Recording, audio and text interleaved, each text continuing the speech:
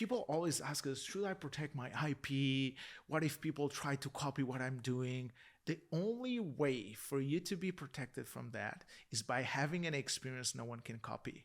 They can copy your IP, but you have a unique experience for your clients. They won't know how to copy that. From my viewpoint, if we're working with business owners and we're trying to train them how to really think like a business owner, there's no guarantees in business. There's no guarantees anywhere, but especially as a business owner. If I'm walking around looking for guaranteed things, I'm screwed. There will be a point where promising more won't work. Yeah. You might need to promise less, but ensure that the majority of your clients actually cross the finish line. Because your clients are smarter than what you probably think, which is totally okay.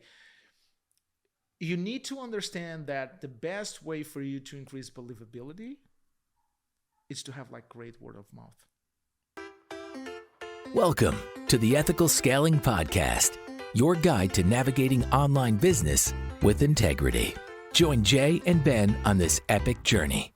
Whether you're a seasoned pro or new to the game, get ready for insights, strategies, and a dash of humor. So grab your favorite beverage, cozy up in your favorite spot, and get ready to deep dive into the art and science of ethical scaling. From client success to boosting lifetime value. Plus, learn how to turn clients into your best advocates. Ready to scale ethically? Let's dive in. Hey guys, welcome back to another episode of the Ethical Scaling Podcast. And if you're an online high-ticket owner, there's no doubt that you've followed a company, you've been interested in working with them. Maybe you opted into a webinar or a lead magnet, bought their book. And what happens? You start getting emails, text messages, phone calls, right? They're nurturing you, right? And you probably do the same thing in your company. And then you sign up with that business to work with them. And then something changes. They stop reaching out to you as often. They stop, really understanding where you are, what you want, and seeing how that ties back to your goals. Well, that's what we're going to talk about today, because one of the key things that we must do as owners is match the pre-sale experience with the post-sale experience. So, Jay, do you want to just talk a little bit more about what we see, trends and things like that? I don't want to be a marketeer here, but I think we need to talk about marketing and why this typically happens. And I do love marketing, and I think it teaches a lot about how we can understand human behavior. Like, marketeers are the ones that have been spending the most time understanding human behavior. And markets will go through different levels of sophistication. And with different levels of sophistication, what most people do, they tend to do like, how can I make this offer more valuable by making bolder and bolder promises? And the promises are like completely outrageous. But then it's going to be hard for you to match that expectation. Yeah. So there is a misconception on how your client delivery should perform. There is a lot of unrealistic expectations, and there is a mismatch in the behavior that happens during marketing and sales and what actually happens after you become a client. And we see that a lot, even with clients that work with us. And I want people to remember something. It doesn't come from a place that our clients don't care. That's not the reality. So don't get us wrong. We're not calling anyone out. It's just no one is teaching fulfillment, and no one is teaching what needs to happen after the sale. So if you think about the number of touch points that happen before someone becomes a client with sophistication, there's a lot. You have an SDR or a setter. They call the prospect several times, emails, a follow-up call, then a closer books a first call, and then another follow-up call. So there are like dozens, if not hundreds of touch points before they become a client. And then as soon as they become a client, there are like very little to no touch points. And that's sad if you think about it as a client, because that's not what you expect from someone that invested so much in that relationship. And I'm going to share a story here so that you can understand what I'm saying. I remember my girlfriend searched something on my phone. I think it was, a phone case or something like that. And I got ads forever. And that's what happens. You search for something, or a prospect search for something, and they get ads, opt-ins, PDFs, freebies, free courses for ages, and then they buy and they don't get the same. That's not great. Yeah. That's not a great experience. And that's why some of these businesses are dealing with challenges, because the clients are complaining like, hey, I didn't expect this. I expected a more personalized approach. I expected that proximity, and not to the owner. Yeah. I think that's the importance. Not with the owner. They want proximity to someone that actually cares. Right. Well, and even just yesterday, I had a follow-up sales call, and, they said, hey, once we work with you guys, like, do we get any access to you and Jay? And, I said, yeah, 100% you do. And that's the truth. But I said, look, guys, we're going to give you an experience of support that you probably haven't had in the high ticket space before. With that said, we're not expecting you to just copy what we do, right? Because we're consultants. We don't have 200 clients. We don't want to have 200 clients. But you can take the principles that we take you through and give you as an experience and apply them to your offer, your team. Like that's the key. So it's an inception approach.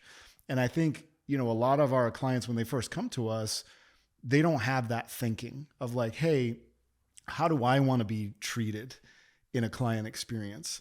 How can I do that in a way where we're still sustainable and profitable? And I think a lot of this happened over the past few years. At the beginning, when the high ticket space started, nothing was new. It was just adapted from what has been working before for other industries, other markets. And I think with the changes and the evolution of the market and the evolution of the space, and with changes that have been happening, offers changed a lot. And I think one of the things that Alex Hormozi talks about, which I really love, it's his perceived value from an offer equation. So it's how you can have like a high perceived value offer, and everyone just looked at the top part of that equation. And that created a lot of these problems, which is goals and belief.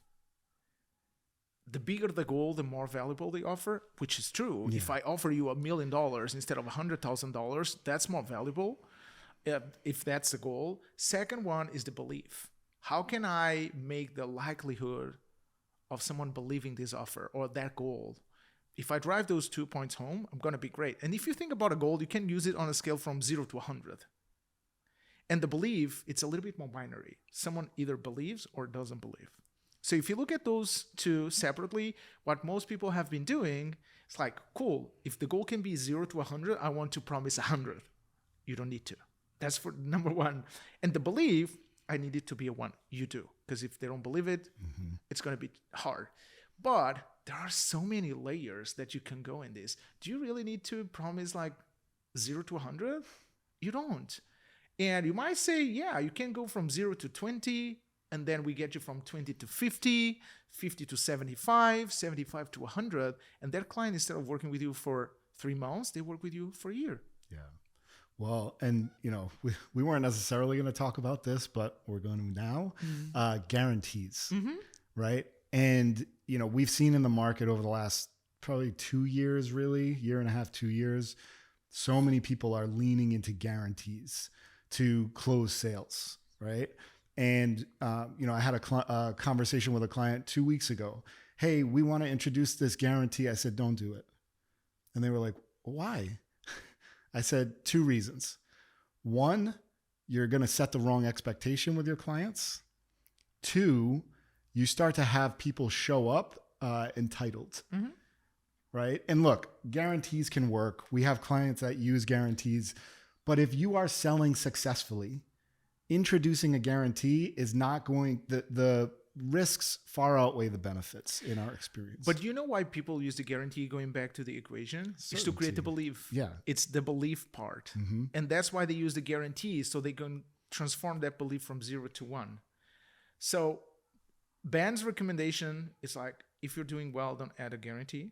And if you want to add a guarantee, it needs to be a conditional guarantee. Yeah. So it needs to be aligned with some set of behaviors or something that your clients need to do in order for them to be eligible for a guarantee. But most probably, you wouldn't need a guarantee if your promise or goal wasn't wrong. if it wasn't an unrealistic expectation. Yeah. And look, there's all kinds of offers that we work with, right? But my point, this particular client is working with business owners, and some of them are newer business owners. And I said, look, from my viewpoint, if we're working with business owners and we're trying to train them how to really think like a business owner, there's no guarantees in business. There's no guarantees anywhere, but especially as a business owner. If I'm walking around looking for guaranteed things, I'm screwed, quite frankly. Well, you can work for someone else. Yeah. Even that is not guaranteed. Right. So, again, like we're not trying to give blanket advice or guidance, but you have to look at, who am I serving? Mm-hmm. Is this thing that I want to do around my offer actually going to serve my client better? Is it going to serve us better? Does it add complexity? Does it make it simpler? Those kinds of things. And again, being addicted to performance marketing and to performance-based sales, you might increase your sales conversion in 5%. But depending on the guarantee, you might increase overhead costs by 30%. Yeah, refunds, cancellation, churn goes up. Less clients are eligible for a renewal offer. If you have a guarantee that I'm going to work with you for another X amount of time till you make it, then your team is at capacity, and then you have a whole new set of problems. So instead of, and again, remember, sophistication. If your market is getting more and more sophisticated because they have seen the same offer or similar offers now for a while, it's important for you to keep top of mind. Instead of me trying to sell more, can I sell the same everyone has been selling with more certainty, because I can deliver on my promises? Yeah. That's going to be easier, because it's like, cool, how do you make sure I can accomplish those goals? And you explain by having the right support, the right systems, the right thing, the right team, everything you need to have in place in order for them to be successful. I think that's the takeaway here. There will be a point where promising more won't work. Yeah. You might need to promise less, but ensure that the majority of your clients actually cross the finish line, because your clients are smarter than what you probably think, which is totally okay. You need to understand that the best way for you to increase believability is to have great word of mouth. And you cannot fake word of mouth. Yeah. That will only come from taking care of your clients, getting people to cross the finish line, see their expectations being met. That's the best type of marketing you can get. Yeah. So if we want to give these guys something actionable, we're talking about matching your pre-sale behavior with your post-sale behavior. Where would you start? So first of all, which is what we do with our clients, we normally do a deep dive. And you can do a deep dive by yourself. You don't need us. If you don't want to work with us, you can just do it yourself. Just look at your system after you get someone on a call for a sales call. Because I would start there, because that's the beginning of everything, is the sales call. It's a one-on-one, undivided attention typically. You might be selling through a sales page. That's fine. But just look at your sales page or your sales call and understand, what's my big promise and how am I getting my client to believe that they can accomplish that goal? By understanding that, fine, I know what was promised. I know what was the expectation I have set for my client, because I did set an expectation for my client. Having that in place, cool. What's the next step? Typically some kind of onboarding. Look at onboarding. Are you revisiting those expectations or no? And if you are, cool. Did the client expectation change? Because you guys probably are not surprised if I say that clients, after they pay, they create a whole new expectation because the stakes are much higher now. Mm-hmm. So address that during your onboarding process. And again, could be an onboarding call, group onboarding call, any kind of system you have to onboard clients. But are we talking about expectations? 2 weeks in, 1 week in, 4 weeks in, are we revisiting those expectations again? That's the importance of it. And again, that's only part of how your clients perceive value from the offer. So I would start there. And the believability, we actually look at believability from a different angle. When we're working with clients, or when our clients are working with their clients, we look for buy-in. Buy-in, it's a form of believability, right? If you think about the client being fully bought into what you do, you're basically gauging their emotional investment. And if I'm emotionally invested into something, I believe it, or I wouldn't be emotionally invested. Am I believing on the wrong things? That's another conversation. But if I'm emotionally invested, if you're tracking and your team is tracking how engaged your clients are, you know that you have the belief and you have the goal. And if you don't keep changing goals every single week, you're going to be on the right track. Yeah. And one other thing I would say is, really talking to and training your fulfillment team and just saying, hey guys, this is what our pre-sale experience is like. When you look at our post-sale experience, does it match right now? If not, what can we do to make more of a match, right? And make it more seamless and help clients feel like once they pay us, there's actually more care that goes into it. But do you know what's the challenge there? That I know you guys might say, hey, Ben and Jay, this sounds amazing. I'm going to get it done. The challenge is that most of these companies, because they went from startup to growing and maybe scaling, they still operate in silos. So there is no communication between fulfillment teams and sales teams. And I get it. At the beginning, it might not be needed, but who knows your clients better than your client service team, than your fulfillment team? Who spends the most time with your clients? Is it the guy that jumps on a sales call and spends an hour with the client, or the person that spends most of the time delivering on your promises? And that communication can make your marketing much better. It can make your sales process much better. Why? Because your fulfillment team knows what your clients like and what they don't like, what they want and what they don't want. And if you just keep pushing the story of, yeah, you just sell clients on what they want and then you give them what they need, that doesn't work. It won't work in this space. Because if I'm dieting and I go to McDonald's and I ask for the burger and they give me a salad, I won't be happy. I can tell you I won't be happy. And that's the key takeaway here, is that can we give clients what they want? Can we give them what they need? And can we share that information with marketing and sales so that we're all in the same page? And that's not a one-off thing. You should be having those conversations every month, every other month, every quarter. That will make you unique. And let me drive another point home. People always ask us, should I protect my IP? What if people try to copy what I'm doing? The only way for you to be protected from that is by having an experience no one can copy. They can copy your IP, but you have a unique experience for your clients. They won't know how to copy that. So basically, they can try to copy the system, but they won't be able to copy the psychology. And that's the most important part here. And it needs to happen by getting the teams to communicate to each other so that we're all in the same page. Yeah. We're rowing all in the same direction. Yeah. All right, guys. So your assignment, go check out your pre-sale experience. Make sure it matches your post-sale experience. And if not, work on it, smooth it out, and we'll see you next time.